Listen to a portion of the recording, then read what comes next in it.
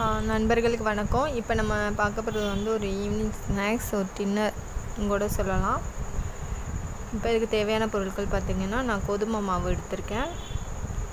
1/4 kilo கோதுமை மாவு எடுத்துக்கோங்க. அது கூட கொஞ்சமாக வந்துட்டு உப்பு, கொஞ்சமாக ஆயில் சேர்த்துக்கிறேன். இப்போலாம் நீங்கள் நெய் சேர்த்துக்கலாம், இல்லை டால்டா கூட சேர்த்துக்கலாம்.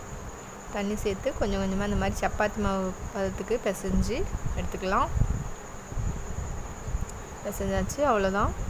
இப்போ வந்துட்டு இது ஒரு ஓரமாக வச்சிடலாம். இன்னொரு பவுலில் கொஞ்சமாக ஆயில் விட்டுக்கலாம். ஆயில் நல்லா சூடானதுக்கப்புறம் ஒரு வெங்காயம், பெரிய வெங்காயம் கட் பண்ணி எடுத்து வச்சுருக்கேன், இதை வந்து சேர்த்துக்கிறேன். நீங்கள் சின்ன வெங்காயம் கூட சேர்த்துக்கலாம். இது வந்து ஒரு நிமிஷம் வந்து நல்லா வதக்கிக்கோங்க. இது கூடயே கொஞ்சமாக தக்காளி வந்து ரொம்ப குட்டியாக எடுத்துக்கோங்க, ரொம்ப பெருசாக எடுக்க வேணாம், புளிப்பு சுவை அதிகமாகிடும். முள்ளங்கி வந்து ஒன்று சேர்த்துக்கிறேன், உருளைக்கிழங்கு சேர்த்துருக்கேன். உங்களுக்கு என்ன வெஜிடபிள் வேணுமோ அதுக்கேற்ற மாதிரி நீங்கள் வந்து சேர்த்துக்கலாம். கேரட் இந்த மாதிரி கூட நீங்கள் வந்து சேர்த்துக்கலாம்.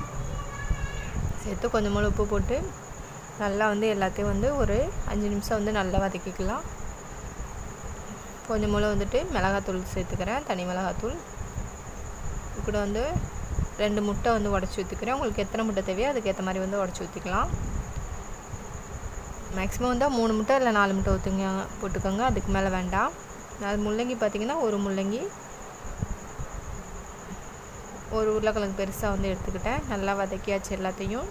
இப்போ நம்ம சப்பாத்தி மாவு, அந்த மாவு இல்லையா, அது வந்துட்டு எடுத்து ரவுண்டாக வந்து தேய்ச்சிக்கலாம்.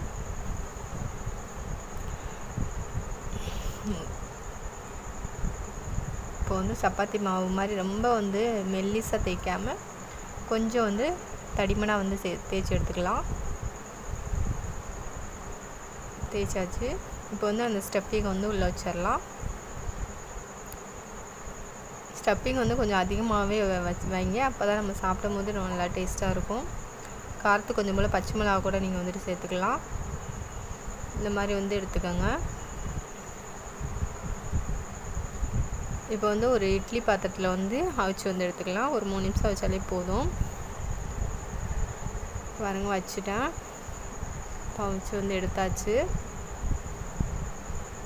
இப்போ இன்னொரு கடாயில் கொஞ்சமாக எண்ணெய் விட்டுக்கோங்க. எண்ணெய் வந்து அதிகமாக விட வேண்டாம், ரொம்ப கம்மியாகவே எடுத்துக்கோங்க. இப்போ வந்து அவிச்சு எடுத்த அந்த ஸ்டஃப்பிங், அந்த மாவு வந்து இது கூட வந்து சேர்த்துக்கலாம். சேர்த்து ஒரு 3 நிமிஷம் இந்த மாதிரி திருப்பி போட்டுக்கோங்க. சிம்மில் தான் இருக்கணும், இல்லைன்னா கருகி போயிடும். அவ்வளோதான். இப்போ வந்து ஒரு பவுலுக்கு மாற்றியாச்சு. சூப்பராக ரெடி ஆகிடுச்சு. ஆயில் வந்து நிறைய சேர்க்க வேண்டாம், ஏன்னா நம்ம ஆல்ரெடி அவிச்சதுனால வந்துட்டு கரெக்டாக இருக்கும். அதனால் ஆயில் வந்து அதிகமாக சேர்க்க வேண்டாம். அப்போ நான் வந்து கட் பண்ணி காமிக்கிறேன் உங்களுக்கு. ரொம்ப வந்து சூடாக இருக்குது, அதனால் வந்து கத்தியில் வந்து கட் பண்ணேன். பாருங்கள், ப்ளஸ் ஸ்டஃப்பிங்கோட ரொம்பவே சூப்பராக இருந்தது. நாங்களும் சாப்பிட்டு பார்த்தோம், ரொம்பவே நல்லா இருந்தது. ஏன்னா நம்ம முட்டை சேர்த்து செய்யறதுனால இன்னுமே நல்லா டேஸ்ட்டாக இருக்கும். இது ஈவினிங் ஸ்நாக்ஸாக கூட வந்து சாப்பிட்லாம். இந்த பதிவை முழுமையாக பார்த்த அனைவருக்குமே ரொம்ப ரொம்ப நன்றி.